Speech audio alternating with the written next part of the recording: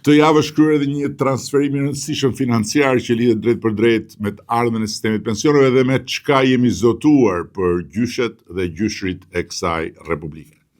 Sikundër e kishim paremëruar, fondet e kursyera buxhetore të vitit 2025 do të depozitoheshin në fondin e veçantë të pensioneve pranë Bankës së Shqipërisë, gjë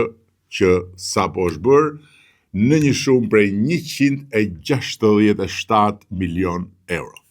Transferimi i këtyre 167 milion euro në këtë fond e rrit kapacitetin e sistemit për të përballuar qoftë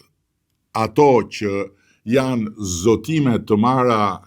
gërm për gërm dhe shifër për shifër, muaj për muaj e vit për vit ndaj pensionistëve, por edhe detyrimet afatgjata, duke garantuar kështu rritjen e premtuar të pagave mujore për pensionistët si dhe qëndrueshmërinë e sistemit.